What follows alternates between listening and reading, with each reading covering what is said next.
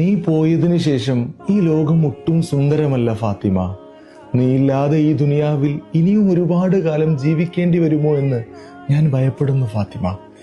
ഒരിക്കൽ അലി റളിയല്ലാഹു വീട്ടിലേക്ക് കയറി വരുമ്പോ ഫാത്തിമ ബീവി തകൃതിയായി വീട്ടുജോലികൾ ചെയ്തുകൊണ്ടിരിക്കുകയാണ്. മക്കളെ നോക്കലും പാചകം ചെയ്യലും ഒക്കെയായി തിരക്കിലാണ്. അലിയാർ തങ്ങളെ കണ്ട ഭാവം പോലും നടിച്ചില്ല.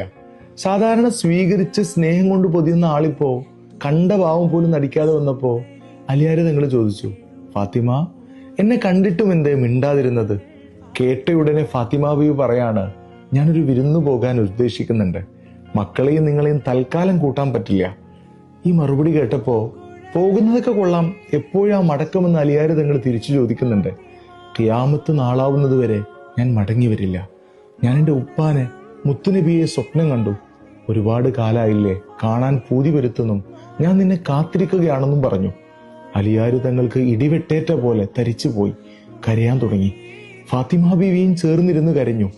ജീവന് തുല്യം സ്നേഹിച്ചവൾ, റസൂലിന്റെ പുന്നാരമകൾ, കൊടും ദാരിദ്ര്യത്തിലും പരിഭവങ്ങൾ പറയാതെ കൂടെ നിന്നവൾ. നീ പോയാൽ പിന്നെ ഞാനില്ലാത്തതുപോലെയാണ്. നീയില്ലാതെ ഞാൻ എങ്ങനെ ജീവിക്കും ഫാത്തിമ? അലിയാർ തങ്ങൾ വിതുമ്പി. ലോകത്തെ ഏറ്റവും മികച്ച മാതൃകാ ദമ്പതികളായിരുന്നു അലിയാരും ഫാത്തിമയും. ആ ഫാത്തിമ ബീവിയുടെ വഫാത്തിന്റെ ദിനമാണ് റമദാൻ 3 ഇന്ന്. എല്ലാവരും അവിടത്തേക്ക്